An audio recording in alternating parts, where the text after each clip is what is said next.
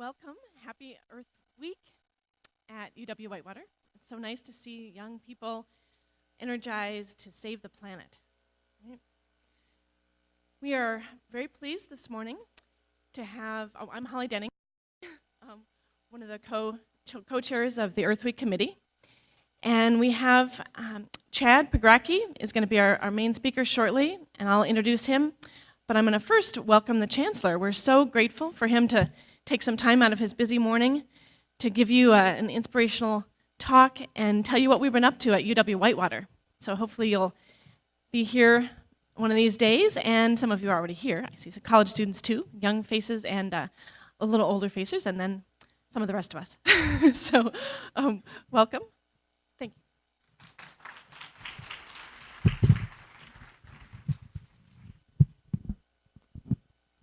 Thank you. Welcome. We're delighted to have you here. What I'd like to do is give you a little bit of information about what UW-Whitewater is doing in the area of sustainability and environmentalism. We've had a number of guest speakers today and through this week. I would like to thank the Earth Day Organizing Committee for putting things together, and the organizations from the community that have helped us out. The theme for this year's Earth Week celebration is Connected by Rivers and Roads, and you'll be hearing more about that in a few minutes. This theme really underscores two important environmental issues facing our country: preserving our precious water resources and solving our reliance on automobiles and fossil fuel. While our nation wrestles with these issues, we also must face a stagnant economy and high unemployment. Fortunately, the solutions to these issues that we're talking about do not have to be contradictions. We can find answers for our economic problems that also address the environment. Some of the things going on here on campus: we have students from biological sciences and chemistry that have been looking at the effects on water of everyday kinds of things that we ingest into our bodies. For example, caffeine that comes in coffee or tea or sodas. We're looking at pills like aspirin and Tylenol and so forth, the effects that those things have on our water. And they're really studying those effects and seeing what happens because of that. Recently, the campus launched a major that focuses on integrating science and business. And within that major, what we've tried to do is look particularly at water, how we manage water, how we make sure it's clean and safe and abundant. These are important things that people have been working on. We're working with a group called the Milwaukee Water Council that really focuses on how we preserve, protect, and renew the water resources in this area. About 2 years ago, the students in our American Marketing Association won a national competition that really focused on water conservation. The students here are committed to trying to conserve water. With crude oil prices over $100 a barrel and gasoline prices near $4 a gallon, all of us are more interested in saving gas and having more gas-efficient, fuel-efficient vehicles and alternative fuel vehicles. This is going to create new businesses, really trying to address those issues as well. And it's important that universities partner with industries. It's important that students in elementary school, middle school, high school, and college pay attention to these issues, focus on these issues. This campus is committed to sustainability. And as you look around the campus, you'll see some things. You'll see some water fountains that have places where you can fill your water bottle rather than having to buy a water bottle. We've added in one of our new buildings over the drumlin, over the hill here, we're adding different kinds of windows in the remodel to make sure that it's more energy efficient. We have an innovation center on the east side of town that is LEED certified, which means it is certified to be very energy efficient. It has solar panels on the top. It was designed to limit the amount of energy that you have to use to operate the facility. Our newest residence hall, called Starren Hall, is also LEED Gold certified. And this is a rating that was developed to encourage people to be more environmentally sound. And as well as our new business building, which is designed to use natural light to cut down on the amount of light we need to use from light bulbs and so forth. The heating and cooling are energy efficient. And they really work on trying to make it a healthier environment by the air intake and a number of other features in that building. As you look around the campus, you'll see we have a lot of natural plants, a lot of areas, so we cut down on the amount of mowing that we need to do. And we're trying to do it so everything is in a sustainable way. If you look on campus, you'll see the vehicles we have. More of them are electric or hybrid, and in many ways, much more energy efficient. And one of the things you may not see, you're not going to see during this time of day, but at night, when you look at the parking lots, we switched out the lights, so the lights are all LED lights rather than the old style lights, so they are also much more energy efficient. Our campus participates in something called Recycle Mania, and this is a competition that the student organizations and residence halls have to try to see if they can recycle the highest percentage of the things that are part of the waste stream. And that's another way to cut down on the amount of energy we use and the amount of waste we produce. Our technology area, we call it ICIT, has a program called TREE, and TREE stands for Technology, Repurposing, and Electronics Recycling. And that's a way to get the harmful things out of computers and so forth out of the waste stream so that they can be recycled, used again, or properly disposed of. What we are trying to do on the campus is really set a model for how you can be sustainable. We hope you look around while you're on campus and see some of the things that are here. We hope you very much enjoy the speaker as we learn more about the environment and more about ways we can preserve this environment. Thank you very much.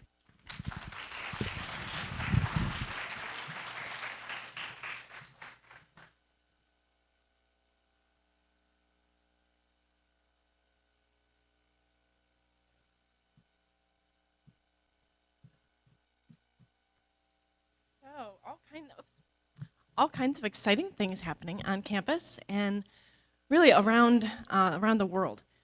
As I teach sociology, which is kind of about society, and I teach a lot of issues related to peace and justice studies, which is a new and up-and-coming area.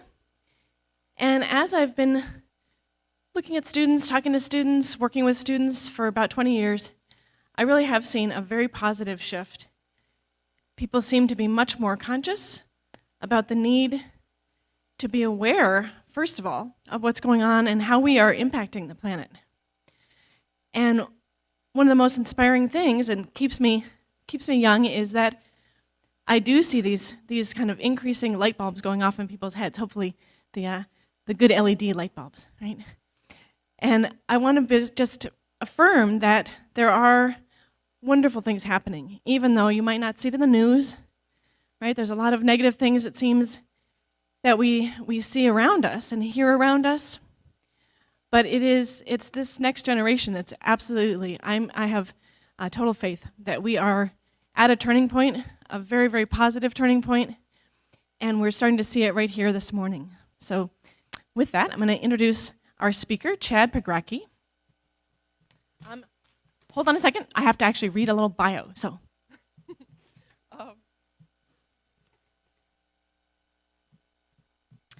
at the age of 23, so young people really can make a difference, Chad founded Living Lands and Waters. It's a not-for-profit organization based in East Moline, Illinois. It's dedicated to cleaning up and preserving our nation's rivers. Today, the organization has grown to include 10 full-time employees, a fleet of 4 barges. So they go up and down, started with Mississippi, and now they do a whole bunch of different rivers in the Midwest. Since the project's inception, Chad and his crew and over 60,000 volunteers. So definitely think about the volunteering. He has wonderful programs for students to get active in helping. They've collected over 6 million pounds of debris from our nation's greatest rivers. I mean, that's a lot of debris. And Chad's going to be sharing his experiences of his years cleaning up America's rivers. So there's a great website, Living Lands and Waters. And a special thank you also I want to have go out to University Health and Counseling Services, UW-Whitewater Office of Residence Life, W3, which is the community organization in Whitewater, and working for Whitewater's Wellness. So with that, thank you, Chad Pregra.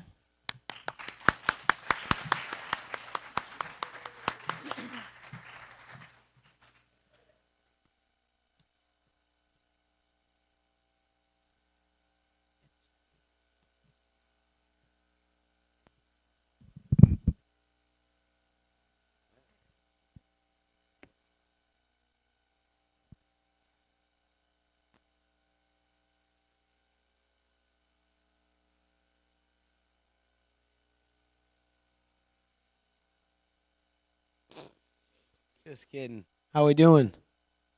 All right. How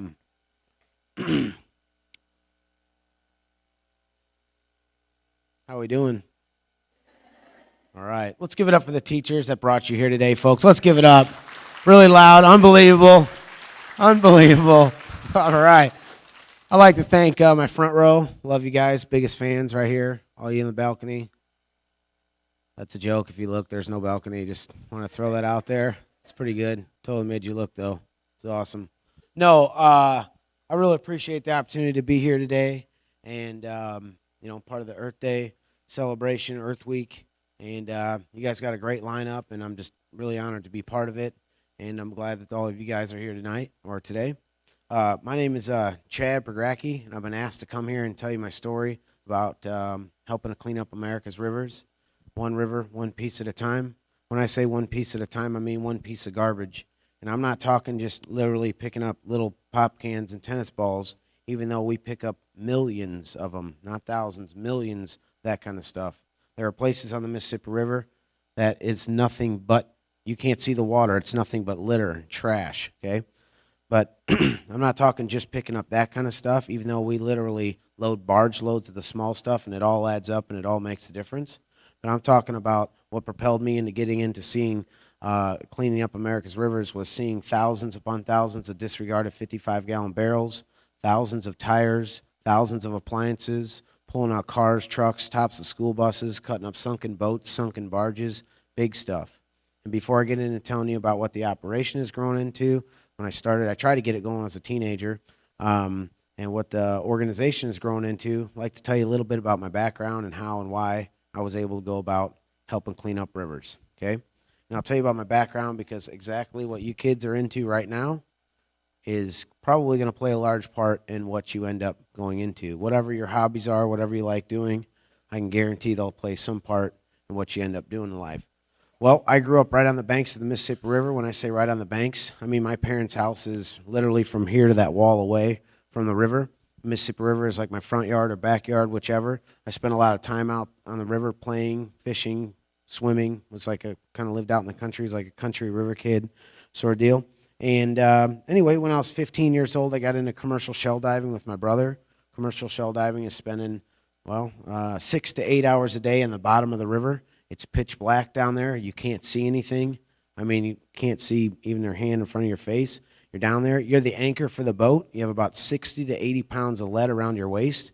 And so you get down there, it's really heavy current, and you're just feeling for mussel shells. You grab one, then you have a basket around your neck. Then you start stuffing them full, and then you fill up that basket. And when it's full, you send it to the top. And ultimately, those shells were sorted out for the culture pearl industry, and that's how I was making money to save to go to college. And then once I got in college, stay in college, okay? So I did that for 6 summer seasons with my brother, and let me just explain clamming a little bit. You have a go-kart engine running an oilless compressor that pumps air through a garden hose down to you, and then you're down there for 6 to 8 hours a day on the bottom, right? And basically in 6 summer seasons, my brother and I crawled about a 150-mile stretch of the Mississippi River. Not every inch of it, but a lot of it. And you know what? I really learned something that it was a different perspective. When you go down and see a lake or a stream, you kind of see the top of it. But when you're on the bottom of it, you can't see anything on the bottom of the river, but you can hear. Believe it or not, underwater, you can hear pretty well. Certain days when it's calm, you can hear really well, right? But what you can hear down there is thousands of fish all around you, and these different fish makes different sounds. Like catfish sound like bullfrogs. Whoa, whoa, whoa. That was my little impersonation of a catfish. It's really not that good, but you wouldn't know the difference, so maybe it's great. I don't know. But anyway, anyway, yeah, they do. It sound like bullfrogs on there, and the shad and the drum make click, click, click, click. But when there's thousands of them schooled up, especially in June, when all the fish are spawning, it's almost eerie. So I'd turn my bubbles up so I didn't have to hear it as much, and it's kind of weird. But what it did is that river's alive, you know? It's like a living life force. And I really once I started to notice how much alive it was, and then all the shells and everything, really got a different perspective. And yeah, that's what I loved about shell diving. Now, I did that, and then I actually was a commercial fisherman on the river. How many of you guys have went fishing before? Yep. All right. Wow. A lot of places, only, a few people, have, but that's great. Well, you go fishing with a little fishing pole like this. Well, my brother's a full-time commercial fisherman still, but you'd go out and you would fill boatloads, like 1,000 pounds of fish sometimes in an hour. And so it's kind of like you're not reeling in like this. You're just... And you can tell I've done that for a long time because, obviously... That was a joke. Where was my front row in that one? Should have been on it. That was a joke. That was a joke in itself. That's awesome. I love you guys. Love you guys. No, but anyway, I was a commercial fisherman for a while, and I also I worked on a towboat running sand on the Mississippi River and the Illinois River. And all those experiences, that's where I started to see the thousands of tires, the thousands of barrels, the appliances, you name it, everything that people had been intentionally dumping in the river all those years, or the floods had brought down, whatever the reason it was there, and, well, I simply was sick of seeing it, and so I wanted to do something about it. And I thought to myself, the Mississippi River, it's like a national treasure, a national park. Everybody in the world knows the Mississippi River. 18 million people get their daily drinking water from the Mississippi River.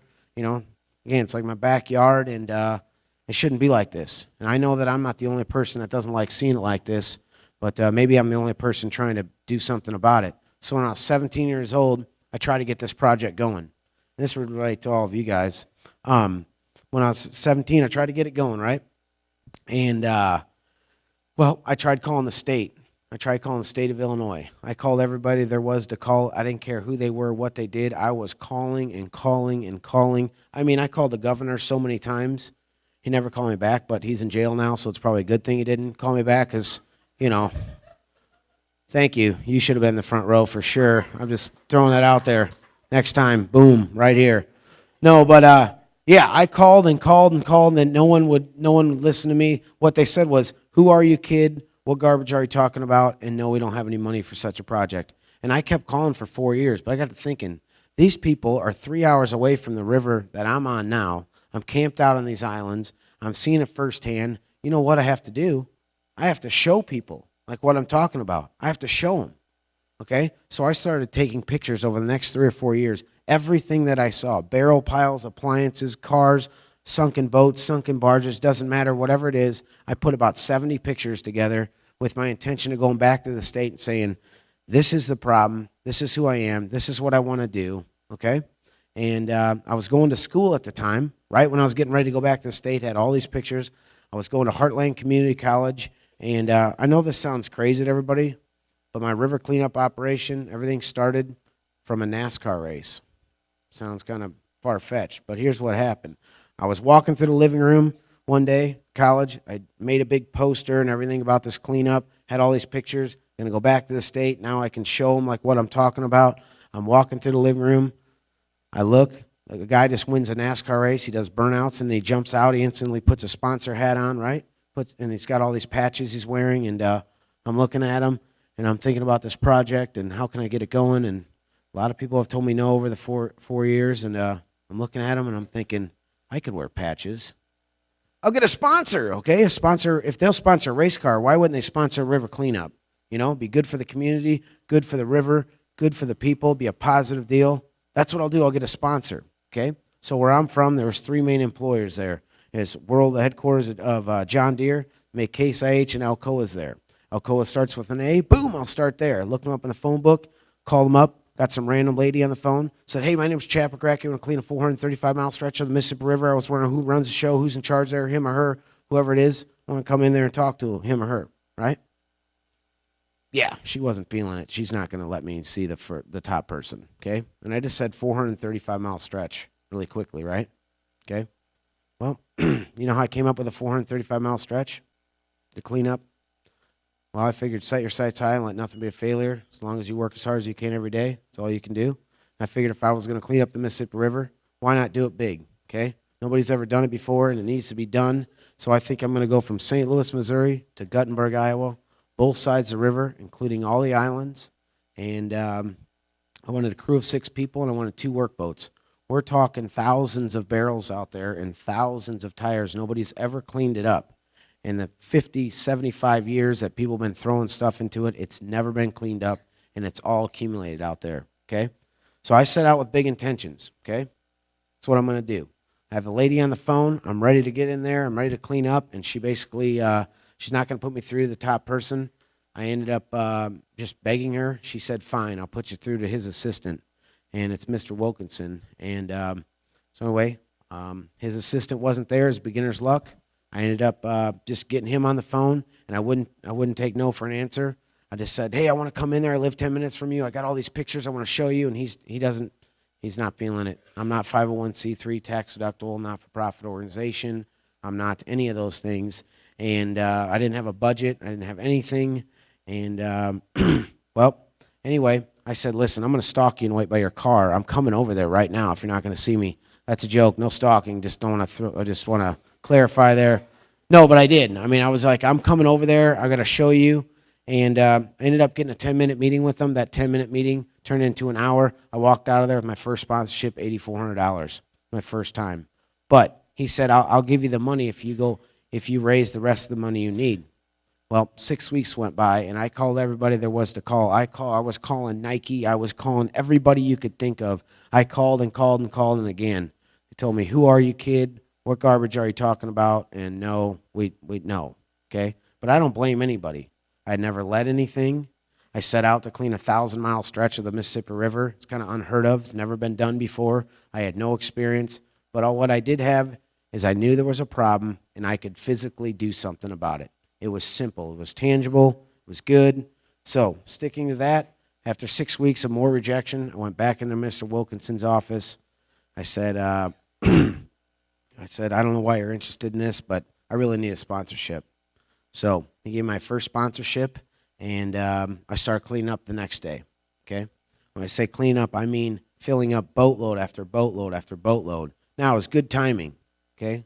It's really good timing the day I started. You know why? Well, because the day I started, my parents went out of town. I live right on the river. I need a staging area for all the barrels and tires. I wouldn't suggest doing that to your parents, not loading their yard up. It really doesn't go over well when they get home from vacation. But anyway, I did, and what happened the first 2 weeks, people started seeing me out there. They knew, they thought it was a great thing. They called the media. The media came and did a story on me, and they sent that out on the AP, which went everywhere. And the next day, CNN's flying in. Peter Jennings was sending Anderson Cooper from ABC Worldwide News in New York. And Fox National News is coming in from Chicago, and they're all coming in and kind of like, okay, we'll go out and pick up some garbage. I didn't think it was late breaking news, but we'll go do it. And so what I'd like to do now is show you this first CNN clip. And I was going to college when this finally aired, actually, 3 days a week, and then working back on the river 4 days a week. So where's Chris at? Chris, let's give it up for Chris back there, folks. Unbelievable. Unbelievable. He's running it. But this gives you a better idea of cleaning up.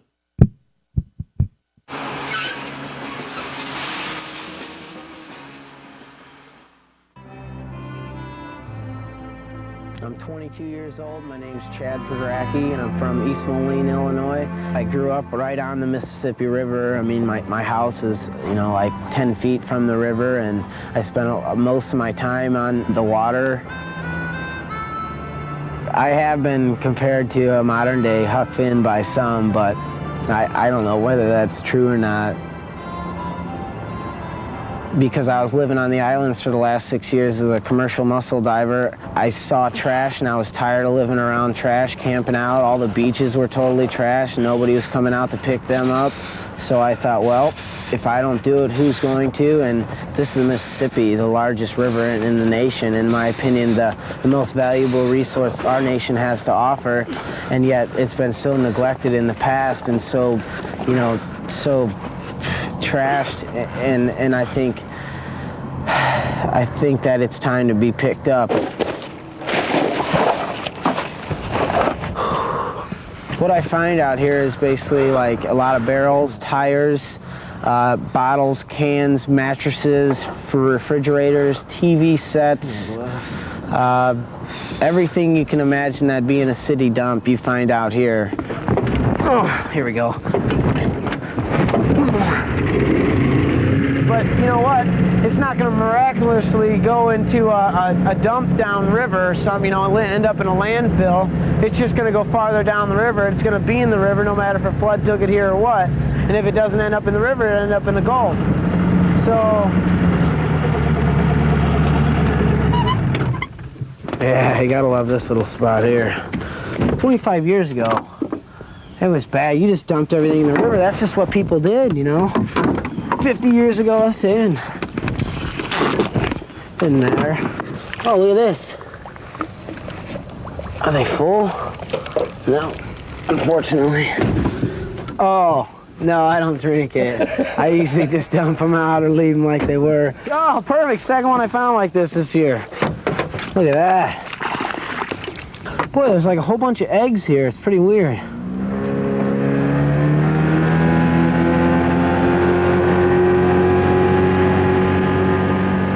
Below the Quad Cities, and yeah, there's a barrel pile probably like 50, 60 years old, and there's probably like 30 barrels here. It doesn't take me long to fill the boat, really. Pretty heavy barrel. What?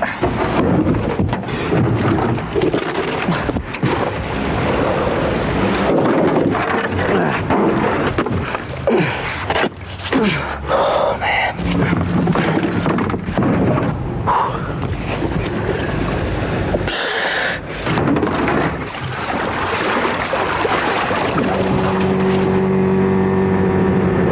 So I had to figure out a way to get the money to get paid because I can't come out here and spend my own money and use my own boat, rig, it costs a lot.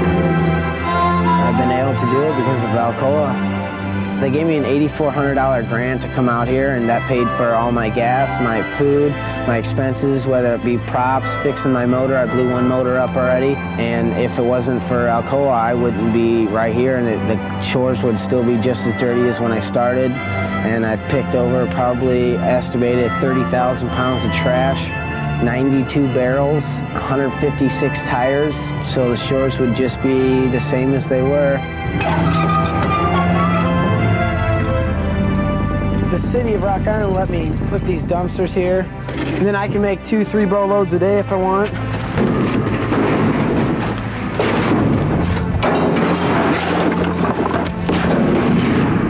Look at that. Some of it's recycled, like all the aluminum is, all the barrels I've taken in, all the tires are recycled. Yeah, one man gathers where another man spills. That's what it is. I guess I'm the gatherer. So it gives you a better idea of just like cleaning up, working alone. And what was great is now I had some video, because video is worth a lot. And I could show people like what I'm trying to do, how bad it is, how much I was able to do. Plus, I kind of proved myself that year. If it took me doing it alone, I would. But again, keeping that original goal I told you earlier, the 6-person crew, the 2 boats, 1,000-mile stretch, it's great. I used the video, went back, raised about 1/3 of the money that I needed, and I got a crew together. I went down to St. Louis, built another workboat, and we started that next day.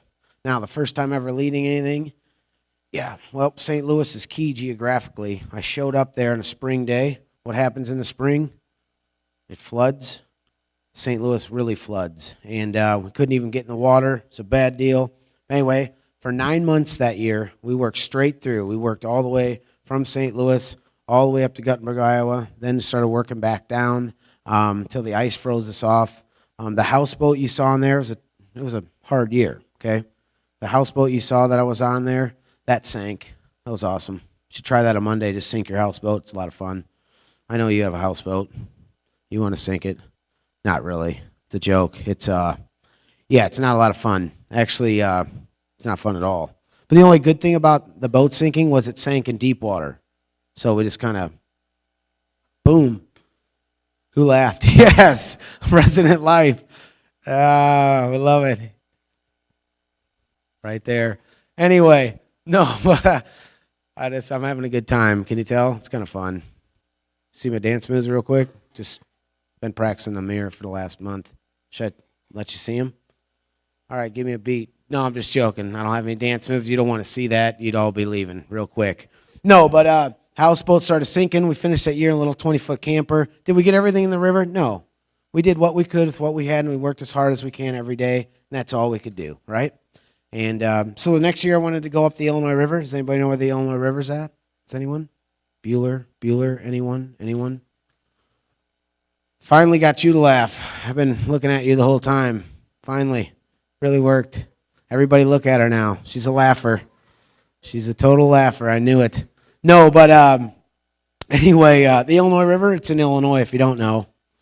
Geography, better check it out, just kind of given. But anyway, so I want to go up Illinois River. Good things, bad things happen. I started an organization called Living Lands and Waters. I never set out to start an organization. It was something I had to do to continue doing what I do, and that's clean up rivers, okay? And anyway, I started an organization, ran out of money a couple times that year. I had to take 2 personal loans out, but hey, nothing's going to be easy. I worked all the way up to, I worked about 270 miles, and the last 7 miles, right, was the worst place you can ever imagine. I can just tell you what it kind of looked like. It was nothing but barrels and tires, okay, and garbage this deep for as far as you could see. Myself and one other guy was all that's left out of the crew of 8 that started that year, and we were up there. It was around Christmas time. We were just boatload after boatload. And here's the thing: we were up there 3 weeks, and we did not even dent it. And I only tell you about how bad it was because it's a time when I thought, "What am I doing out here? Am I really making a difference?" Then I looked at the boatload I just pulled out in the last 45 minutes and thought, "Well, yeah, I am. And I can really make a difference." And I thought of all the boatloads and all the people we'd met in the last couple of years, and I thought, you know what? We are making a difference. It's small, but little by little, I think we can make a big difference. I need to stick with this, okay? So, kept doing it, and but I got to thinking how inefficient. And any of you guys that are in business, I'm not sure, anybody that's in business, if your business is not efficient, it will cease to exist, okay? Even though this is an organization, we weren't running our river cleanup operation efficiently at all. We were just doing it boatloads, little by little. We're only spending half of our time in the water cleaning up. As you saw, we hand dig everything out. We throw it in the boat. Okay, then we take the boat 7 miles to the nearest boat launch, pull it out. Then we unload everything into recycling piles. That's half the week. The other half of the week, we're loading it back in the boat, back in the truck, and hauling propane tanks 100 miles this way, tires 100 miles this way. We're basically only spending half the time in the water because the other half of the time is spent trying to get rid of this stuff. No recycling programs. One of the reasons why the river's dirty in the first place. Little to no recycling programs. So, got to figure out a better way. Well, I saw this barge on the news. Back when I was 13 years old, I saw this barge full of garbage in New York Harbor, and it made national news. And I thought, you know what? I wasn't into barges or garbage, but I remembered this barge full of garbage. It had no home. That was the storyline. I remembered it all these years, and I thought, well, you know what? If I had a barge, I could show people like how bad it is, and the barge full of garbage would make a statement about our rivers without even having to say a word, okay? What I mean by that is we'd make these little piles like you saw there on the video. People would come down, they'd look at the pile, they'd look at you. They'd be 2 things. one, disgusted it just came out of the drinking water. Remember, 18 million people drinking this water every day. Be disgusted it just came out of drinking water. And two, 9 times out of 10, they'd want to help out. And they were really happy you're doing something about it. So I thought, you know, if you take these little piles of garbage here and you make a massive pile, like literally a massive pile the size of this room, we could fill this room with just 6 or 8 of us in probably, 8 weeks. We'd fill it to the ceiling, completely jam full. Okay, that's how much stuff we're pulling out, right? So I'm thinking if we could fill up a barge or barges, it would really make a statement about our rivers. Beginner's luck. Okay, I called a sand company in my hometown. They just happened to be getting rid of 4 barges. They hadn't, cut up any barges in 20 years.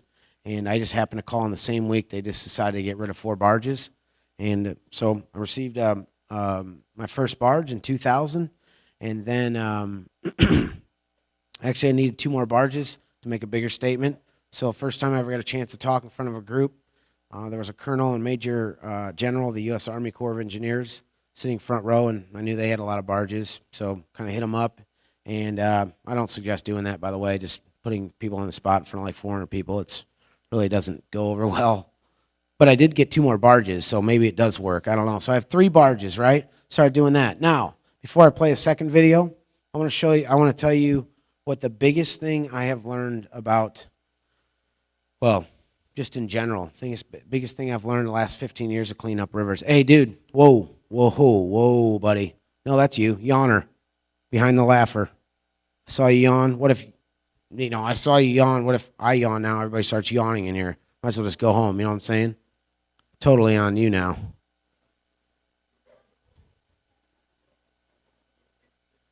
I was just getting to the pivotal point, too, where it's really, boom, really grabs you. You totally yawned, threw me off. It's cool, man. Wait till you're up here someday and I'm in the back just, oh. No, I'm just kidding now. I'm just driving it home. It's awesome, though. No, but you did totally throw me off, though. Totally, my psyche's gone. Thought I captured everybody, had everybody in, and nope, he's bored. Anyway, so, no, but here's the deal. Biggest thing I've learned is not even about rivers. Well, kind of. It's about how many people care about our environment in general. Thousands of them. What I mean by that is, when the newspaper article first came out, every group, every church group, hunting club, bass fishermen, you name it, environmental groups wanted to come out and help out, schools, everybody. And I didn't necessarily embrace it right off the bat. Then I realized, like, this could be really a good tool to actually not only get it clean, but keep it clean. And so a couple years went by, and I decided to do one big major cleanup, okay? So I did one big cleanup, and I had 100 people come and thought if this worked in the hometown of the Quad Cities, this will work all the way up and down the Mississippi. And so that's basically what I did. I started doing cleanups, and what I'd like to do is show you, wait, you know what, before you do, does anybody know who Lenny Kravitz is? Lenny Kravitz, singer-songwriter, does anyone? He called me when I was in college. I had to throw that in there. I'm just kind of bragging. It was fun, though. It was cool. I just did that. There's really no point to the story. So just thought there's college students out there, they'd be like, whoa, maybe if I do something, Lenny Kravitz will call me, which I highly doubt, but there might be some other buddy that might call you. So I would encourage you to get involved and do something. You never know. But anyway, so this will give you a better idea of doing cleanups and using the barge as a focus. And I really like this video because it really captures the spirit of the cleanups we've done. And just think about this. We've done 550 of these exact cleanups of what you're going to see. So this is a couple years old, and check it out. A kind sailor who loves the Mississippi River, but who cannot abide a mess. Mark Strassman takes us aboard. Oh, black water, keep on rolling. Mississippi moon, won't you keep on shining on? Oh, black water, keep on rolling. Mississippi moon, won't you keep on shining on? Watching Chad Pregracki cruise the Mississippi River, you can't help but think, this guy's got it made. At 32, he spends his days going with the flow. It's kind of like a living life force. It sounds kind of strange and hokey, but it's really not. To me, like the river, it represents like freedom. you know, and I mean, it's a way of life. His way of life. No time clock, no bosses, no commute. All in all, nice place to go to work. It's great. Yeah, I mean, if you have to be there at 8, you just wake up at 7:50. Boom, here you are. I'm at the office. I'm here. How we doing? It all sounds pretty idyllic. But before you offer to trade places, you should first know exactly what Chad does all day. He picks up garbage. A lot of garbage. Tons of garbage. But this would be the garbage barge. That would be the recycling barge. We probably have, 3,000 to 4,000 tires collected.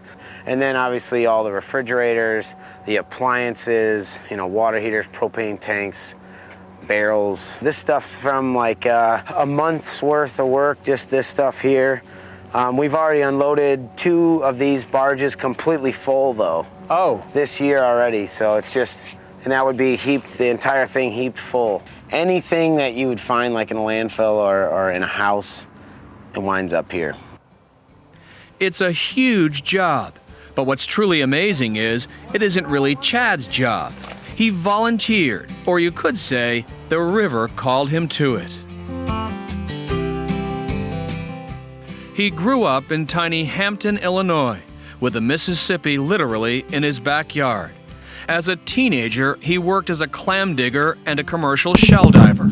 And wherever he went, he found garbage.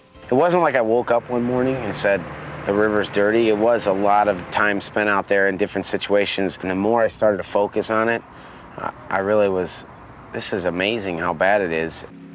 So one day when he was 17, he decided to do something remarkable. Clean up the Mississippi River. One rusted barrel, one old tire at a time. At the beginning, was it just you against the dirty river? No, I just, it was me against that pop can or, you know, that barrel or that tire. I just wanted to do something and be able to see the results, you know. And how long was it just you out there fishing stuff out of the river? The first year, but I never intended for it just to be myself out there because I knew how much stuff had accumulated over the last 75 years or so, and I knew I could only make so much of a, you know, an impact.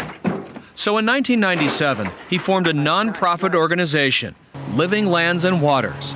For the past 10 years, he and a half-dozen crew members have worked full-time, living off donations, cleaning America's waterways. What are your priority rivers? Mississippi? Mississippi's definitely our main focus. The Ohio River's a main focus. The Anacostia and Potomac, we work out there as well. The Missouri and the Illinois, those are kind of our main ones, and those are some of the bigger ones in the country. Traveling from town to town, they recruit volunteers along the way. Find a lot of interesting goodies. See, I found a tire and a soccer ball and a like propane tank thing. My thought for the day is that if nothing else, I will never use another piece of styrofoam in my life because I think I've picked up about 8 pounds of just little tiny pieces of styrofoam. With their help, over the last decade, Chad estimates he's pulled nearly 4 million pounds of garbage from America's rivers. Let's do it. Let's load up and go on over there.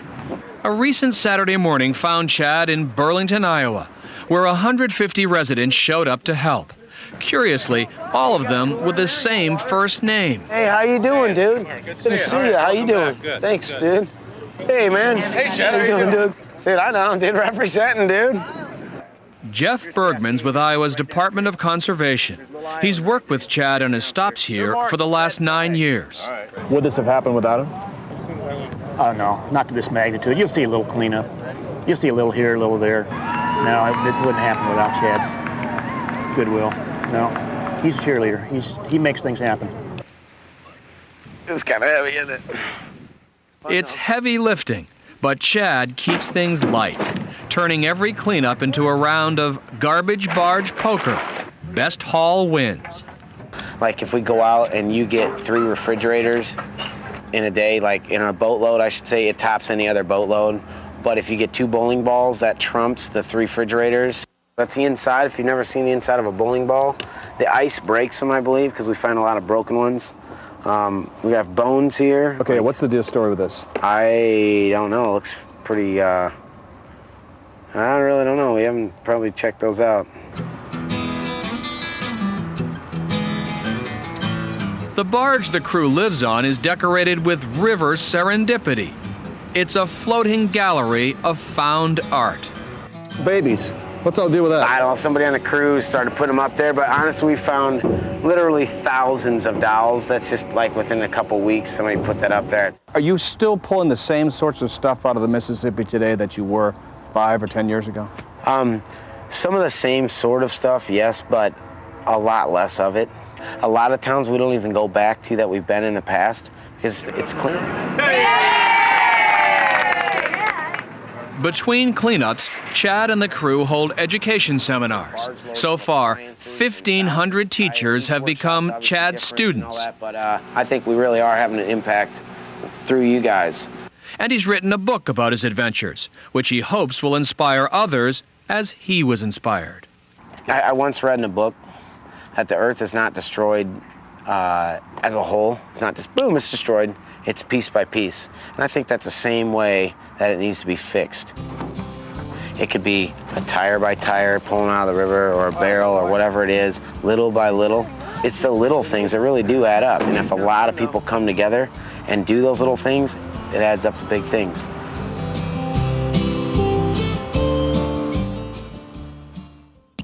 Microphone fell. That was awesome. That's a first. Woo! Anyway, thank you. Thank you. Thank you. I'd like to thank my producer, Spike Lee, Quincy Jones. I'd like to thank, I just always wanted to win a, never mind. But no, thank you very much. But that does, what I like about that is it depicts how a cleanup is, captures the spirit. It's very high energy. We've done over 550 cleanups since we started. What I don't like about the video and the other video is it's Chad, and Chad, okay?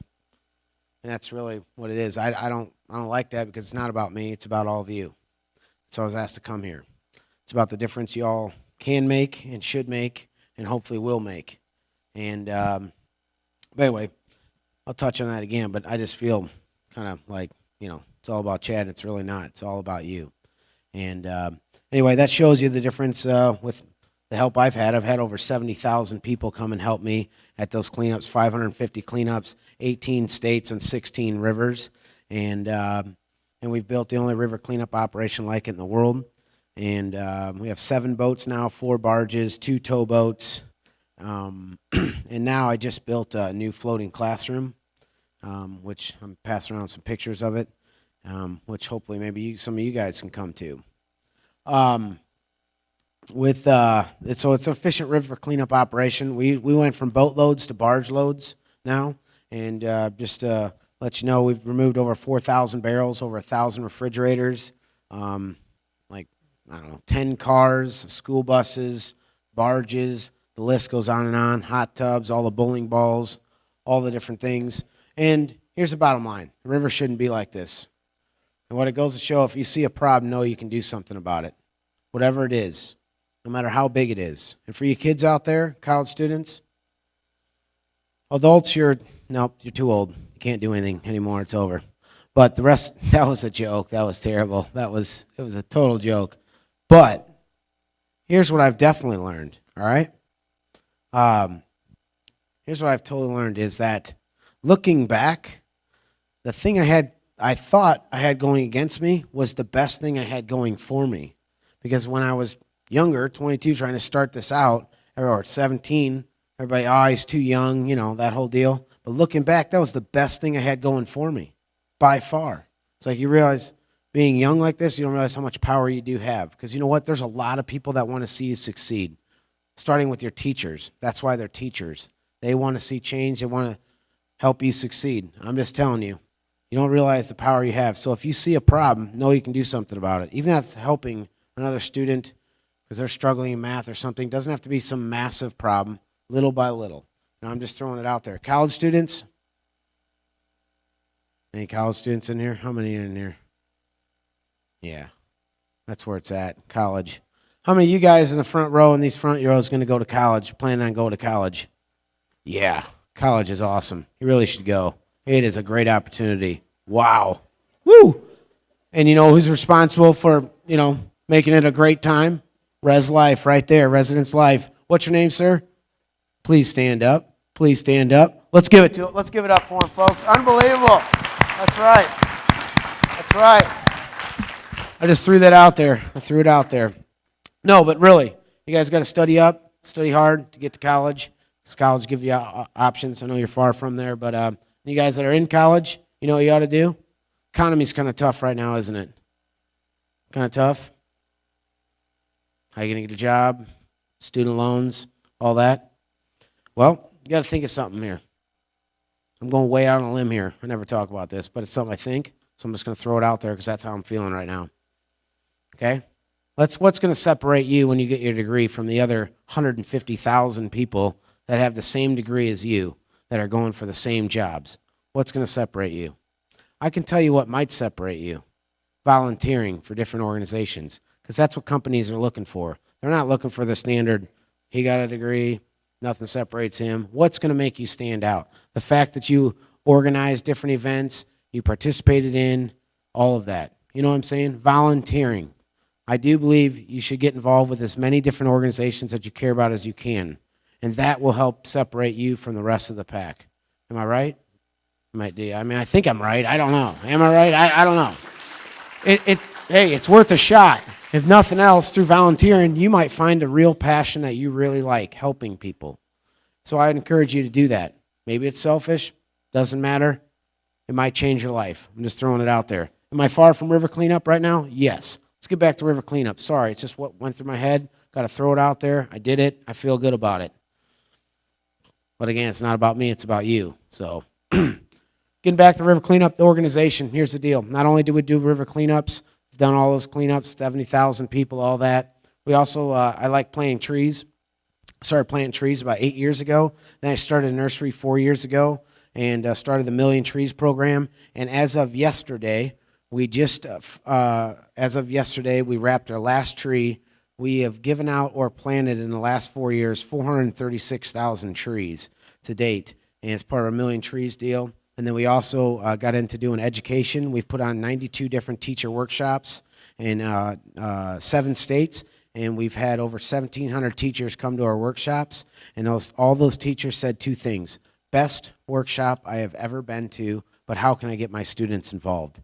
Well, at the time, we were just using a makeshift barge somebody gave us, and it really wasn't handicap accessible. It just wasn't set up for kids. So we just built a $1.3 million floating classroom. There's pictures going around of it. And so we can go back to all those teachers and say, bring your students now. So this year alone, we have 139 events scheduled as of now, and we'll even have more as time goes on. It's a very busy year. But hey, are we making a difference? Absolutely. Every tree, every person, every barrel, every tire. Do we all make a difference? Yes. Who said yes? That was sweet.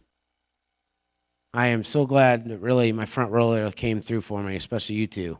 We all do make a difference. We all do make a front row is what I almost said, and I don't know why I said that. But no, we all do make a difference.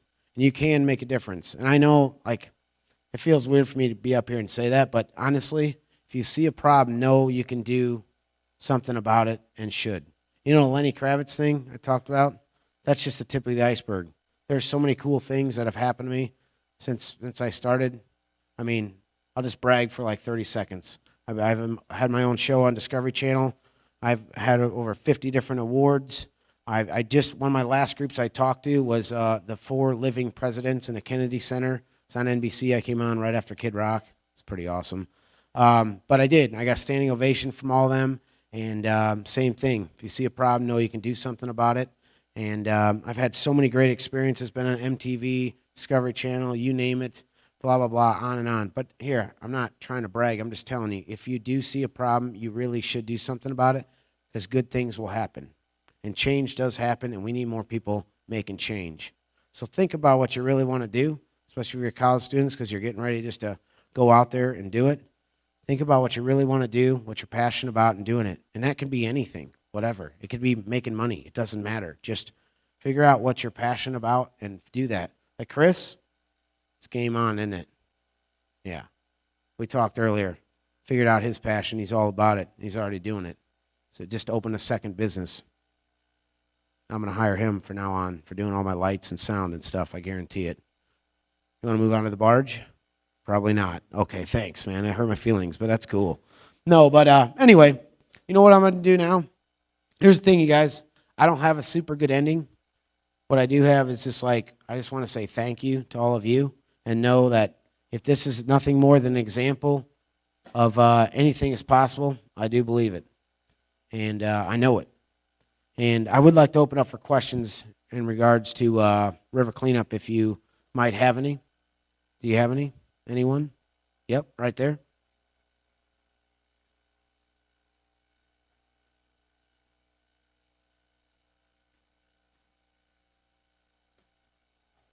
All right. He asked about Hurricane Katrina. And, yep, we do disaster relief as well. Do you guys remember when Lake Delton, the dam broke at Lake Delton in Wisconsin Dells? You guys see that? We're the ones who went and cleaned it up. 151 sites, 25 days. And then we also went to Cedar Rapids, Iowa 2 years ago. We were there for 21 days. We did 179 boatloads. It's one of the worst places I've ever seen. The only thing similar to it, but I think Cedar Rapids, for what I saw, was equally, if not worse, because of the force of the current on the city there. We did, 170 boatloads, 21 days. But Katrina, I had been out on the river for a few days and then came in, and I heard there's a hurricane coming, but I didn't realize the impacts of it or anything. I don't think anybody did at that time. 3 days had went by, and I went back in to land, and I saw it, and I couldn't believe it. And I went back to the barge, had a meeting with the whole crew, and said, I'm going to Hurricane Katrina. None of you guys have to go, but I'm going down there, and I'm taking all the equipment, and we're going to get rid of all this junk on here, and then we're going to load it up with building materials, and we're going to head down there. That's exactly what we did. Drew a plan and raised about $100,000 in building materials, put the heavy stuff all on the barge, and got 2 skid steers, semis, everything. Went down there with a crew of 20 people. We were going to stay 30 days. We stayed 9 weeks, and we helped 70 different people, which 70 doesn't sound like a lot, but our goal was whoever we come in contact with, we want to have we want to do a lot for them. And so we'd go in, we'd gut their houses out, and then we would give them all the drywall or roofing materials and plumbing, whatever they needed, electrical. And so we stayed 9 weeks till we ran out of money, but it was the hardest work ever, but the most rewarding work. Helping people, especially when they're in need, is just it's an unbelievable feeling, and you really are, you do get to make a difference on a daily basis. So any other questions right here? Am I going to continue to work on the Mississippi River? Absolutely. Probably out of the 139 some events we have this year, probably 70 of them are on the Mississippi River. But we've added a lot of educational workshops with the new classroom. So excited to get underway with that. There's a full-time teacher on staff. He's a rapper by night and a teacher by day. He's a great guy. He's really good too. Anyway, right here. What are barges? Barges are basically big boats, and they would be bigger than this room, each one of them. And we have 4 of them, and our tugboat pushes them or upstream or downstream. So again, we would fill something like this in a couple months. This whole room would be filled. Actually, I do alternative spring break. Anybody in college interested in coming to spring break? It's pretty fun. It's in Memphis, Tennessee. Memphis, Tennessee is this deep in garbage for miles. And I can tell you that it's mainly plastic bottles, and we did 160,000 pounds in 12 days with 100 people of basically plastic bottles, if that gives you an idea. It'd fill this room up is what basically we did, 12 days. So anyway, so if anybody wants to get involved in spring break, turn spring break, we'd love to have you. So right there. Ooh, whoa. Really wasn't eyeing you up. It was just kind of over a little bit. It was the guy behind you. No, I'm just kidding. Since you already talked, what's up, man? I just wanted to throw that out there. Has a tornado ever, ruined the barge? Nobody almost got sucked into a tornado. Want to hear a tornado story? I'm sorry, I don't have one. Anyway, no, I'm just kidding. I do have one. Listen to this. So I talked about shell diving, right? I talked about shell diving. And I was diving, right? My brother was diving, and I was sorting out his shells one day. And I saw this really bad storm in the distance. So I pulled on his hose, and he came up. We jumped in the boat, and we were going home, but our boat was really slow, and we watched this water spout that was right next to us. It looks like a dust devil. It was going down, and then there was this really round cloud, like at treetop level. It's really like dark black cloud, and when that water spout met the cloud sucked into the river, and the river sucked into the cloud, and it was a big tornado. Started sucking all the things out of our boat, and we were just getting ready to dive down as deep as we could into the water, and that tornado twisted, and I could see into, like, it's literally like from here to that wall. Is I'm seeing it, like, came to the ground, then it twisted, and you could see right inside of it, and it was very scary. Wow. And I don't really get scared. I'm kind of like Chuck Norris, but that was kind of scary. So, right there. Yeah.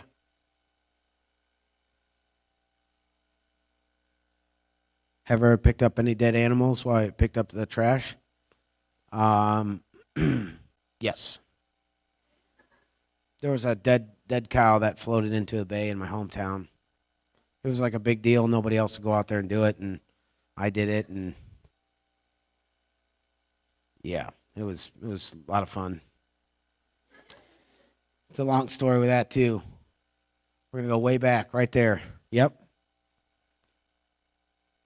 What's that?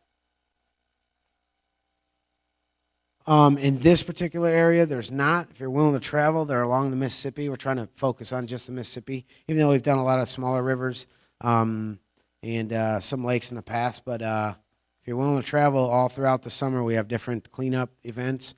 We have the Great Mississippi River Cleanup going on, which is it's about 20 cities going on. Then we have, in conjunction with that, all these different workshops, and more than welcome to come over. I know it's a drive, but it's definitely worth it. It's beautiful over there, and you'll be able to make a difference right there.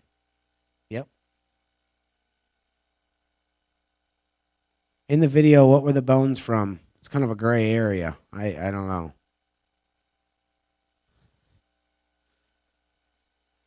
Want to hear a body story? Totally body story.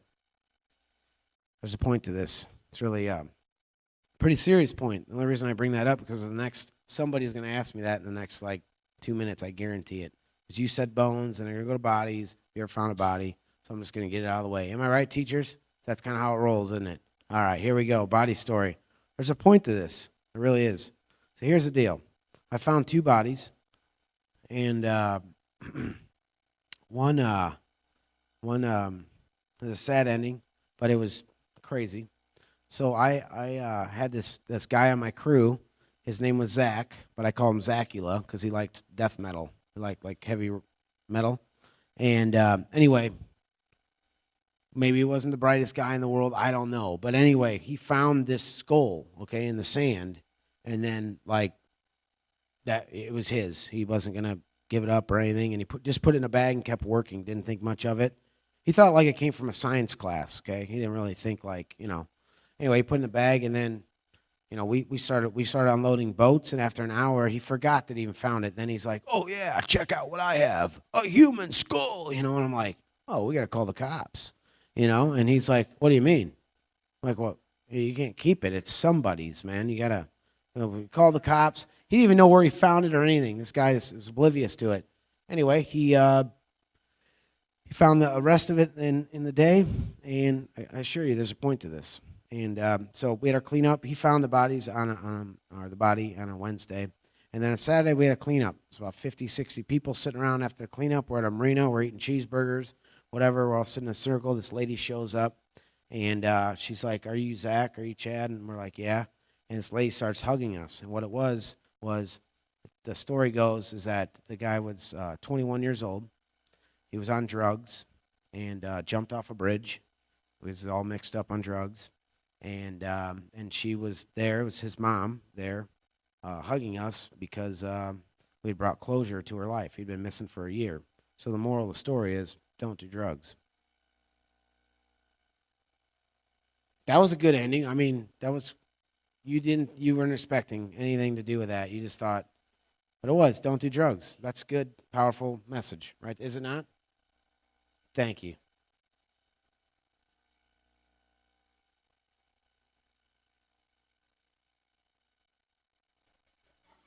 No, I'm just kidding. Right here, right here. Have I ever noticed the water being any clearer since I started? Well, I can tell you we really have made a difference in the amount of garbage out there. Like, not only am I noticed how much less garbage there is a lot of towns we don't even go back to. We've been working there 10 years. We don't even go back to because now it's being kept clean as well. We have adopted Mississippi Mile. But as far as clarity of water, actually, we didn't do much for clarity of water, but the zebra mussels did. Zebra mussels are an invasive little mussel. I don't know if you've heard of them, but they filter so much water, each one, and the bottom is completely covered in some places, and it's really helped clear up the water. So certain fish like walleye, there's a lot more walleye now, things like that. So is it getting better? Little by little, but there's still a lot of problems and a lot of garbage, a lot of work to do. So right there. No, you're good. Yeah. What is the record for the most garbage in one day? I think it's 9 boatloads. It's 18 refrigerators in a 4-mile stretch on the Ohio River. Now think about this. That river is 981 miles long. Okay? And we found 18 refrigerators in that amount. So there's a lot of stuff. 3,000 tires in 3 miles. When the water comes up in the Ohio River, we don't even go to shore. We just put all of our boats in a line, and it just comes to you as fast as you can pick the stuff up. It's unbelievable how bad it is. Right there. Yep. Yep. Yep, that's you. Am I going to keep doing this as long as I can? Yeah, I am going to keep doing this. Actually, I've been doing it 15 years, but I feel like I'm just getting started. There's so much to do and so many places to go, so many things that we can do. And so, yeah, definitely going to keep doing it. How are we doing on time? We all right on time?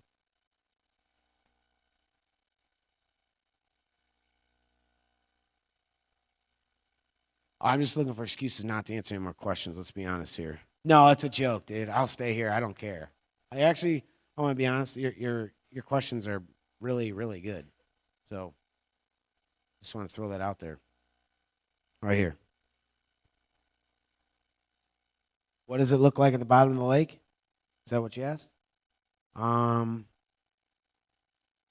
don't know. Never been on the bottom of this lake, you mean?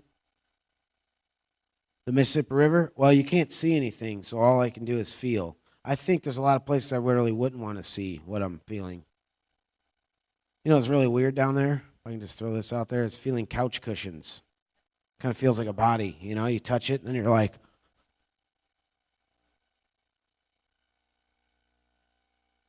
oh, really? Oh, wow. That's no good. But, yeah, I don't know. I mean, you really can't see anything down there. It is a lot clearer than it used to be, but certainly it's still pretty murky when you're down at 25 feet. It's like being in a cave. So right here. Yep. How do the tires or couches? Most of them are intentionally dumped because tires cost money. So do couches. Usually, I mean, a couch just doesn't, you know, I mean, people are just, our barge is parked down in Kentucky, and we were sitting right on the bank, and I saw a truck pull across this field and dump 2 couches right down the bank, almost onto our barge. It's kind of like, but I mean, what do you do? You know, I mean, you just don't want to get shot, basically. Right here. How many people have helped volunteer pick up garbage? Roughly about 70,000 people. Yeah. We've only left like probably 15 or 20 out there on islands. So out of the 70,000, I'd say that's a pretty good track record, wouldn't you? I mean, actually, we've never left anybody. Yeah. Well, there was one guy that got left, but not by us. Do you want to hear that story or not really? You do? It's actually a good story.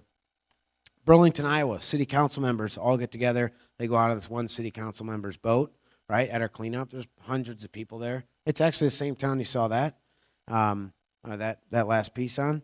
So we go out there, and the city council members, obviously, they don't like each other, that whole bit. And one mysteriously got left out there. So we went, had lunch, everything. We went back out to get the rest of the garbage, and we're driving by it, and I see this guy on shore he's standing in the mud, and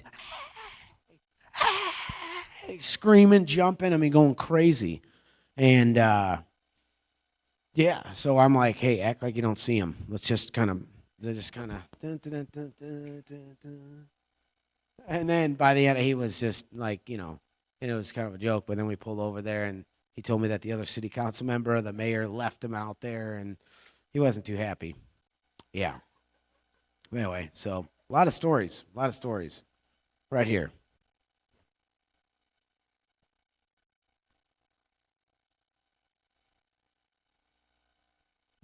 Have I been to many lakes that other than what they showed on the video? Not too many. Really, I stick to rivers, but I've covered a lot of ground. Like just this year alone, we will go from Memphis, Tennessee, all the way up to St. Paul, and all the way back down, all the way up to Illinois to Chicago, all the way back down, and up the Ohio to Louisville, Kentucky. So cover a lot of ground. Mainly focus on rivers because our barges really can't get to too many lakes. So. But not that the lakes don't need cleaning up, because they do. But my specialty is really just sticking to rivers. Right here.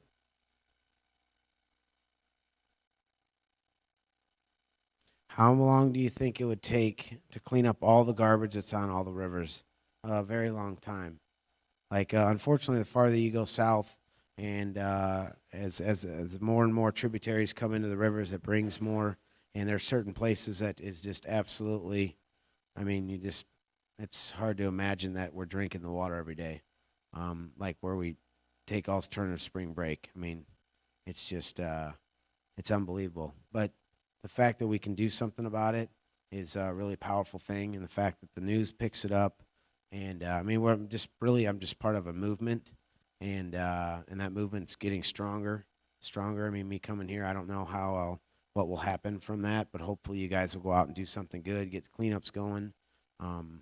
Yeah, so that take a long time. I'm sorry I don't have a solid answer for you. A long time's kind of a lame answer, isn't it? Thank you for saying not really. I appreciate that. Right there, Camo. Boom.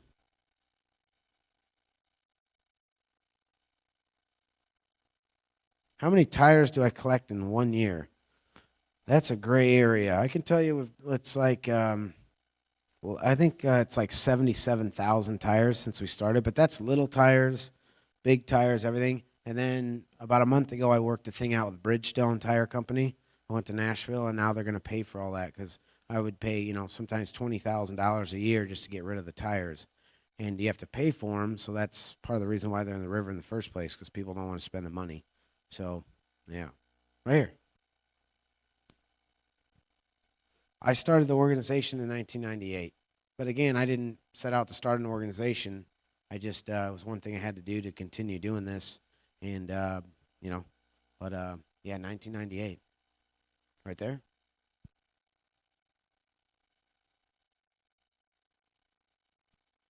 Have I seen any huge fish or felt them?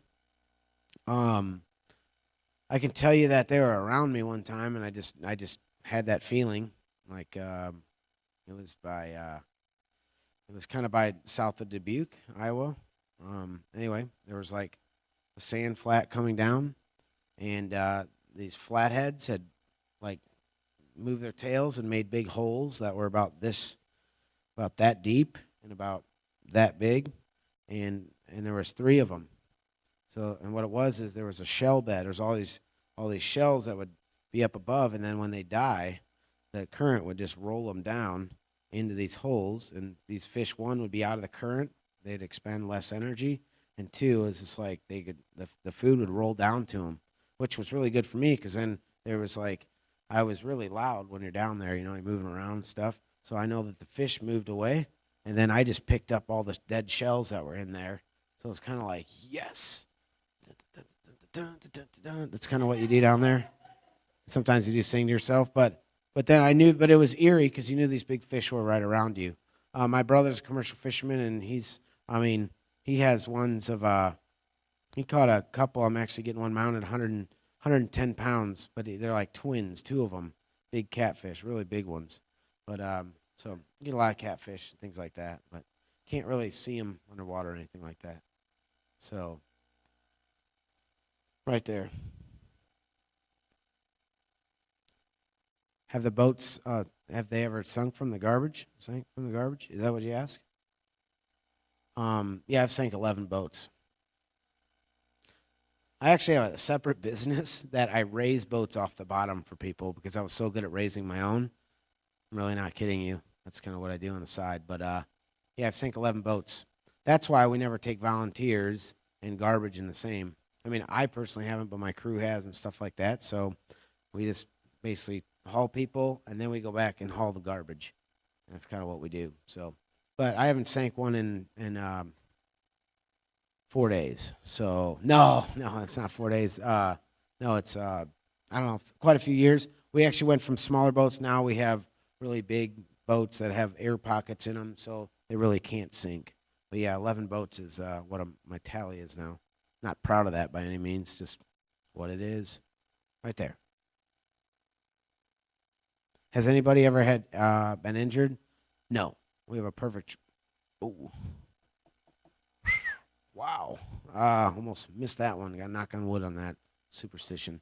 No, nobody ever has been injured. And like, you know, I joke around because I want you all to have a good time, but certainly is not a good reflection of what it's taken to build this operation up or keep it going. And we, have really strict safety, regulations, and I mean, every day is a safety meeting. Yes, you're yawning. That's kind of what you think of safety, and that's what kind of, it's not that most exciting thing. That once I say safety, people yawn. But you got to have it. It's very important. It's very important to keep this going because when you have 70,000 people, you're responsible for those 70,000 people. So it's not something we take too lightly. But anyway, gray shirt. We can take 50 more questions, folks. We got plenty of time. No, I have 3 or yeah. Oh, sure, yeah. Like, yeah, right here, gray shirt. Is my crew working right now? Yes, they are. They're setting up for a tree planting in Des Moines. And then we have another, a bunch of trees being delivered. I think there's like 4,000 or 5,000 trees going to Des Moines. And then there's another 1,500 going to Minneapolis. And then some are just getting off the barge right now. And then we'll go back out next week because we finished the tree program. And pretty much then we're on till almost Christmas. So it's a very long year. And but we're going to cover a lot of ground. It's going to be a great year, hopefully. Right there. Yes.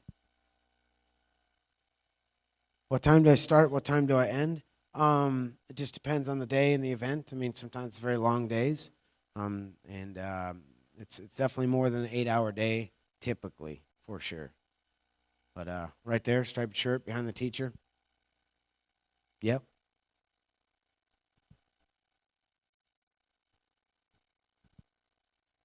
What? How many days do I work? I couldn't hear you. I'm so sorry. Hey.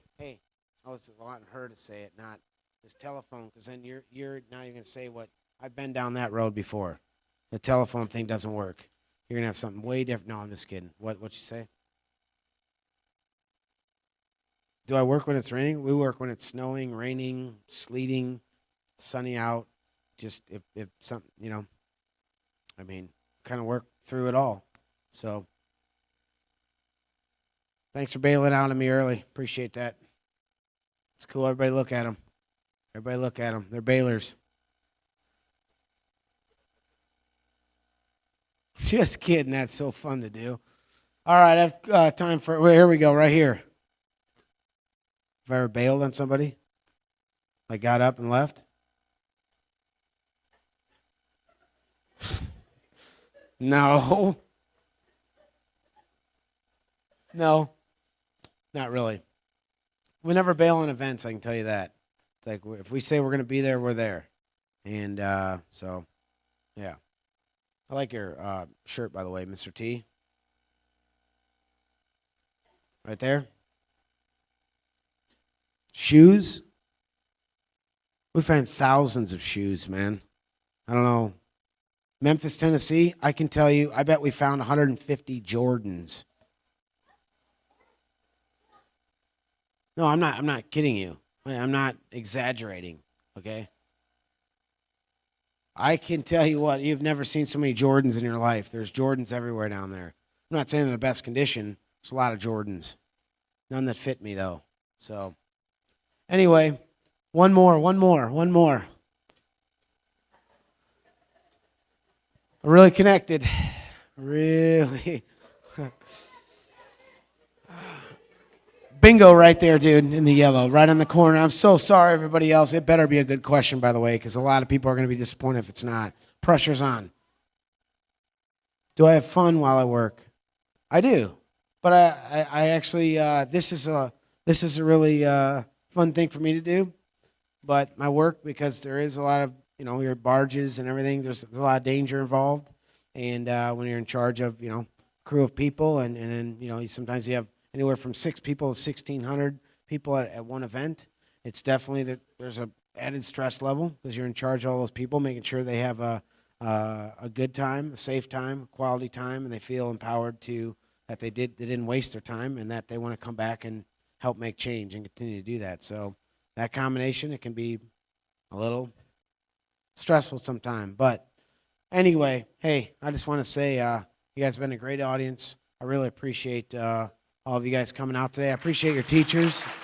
And but I would say this, in ending, again, I can't tell you that the real message here is that we need to make change, and you guys are the ones to do it. So if you see a problem, know that you can do something about it, and listen to your teachers. Both my parents are teachers, so I got to say that I have to. So they made me. So no, I'm just saying, listen up, your teachers, study up, go to college, make the world a better place. Thanks so much, you guys. See ya.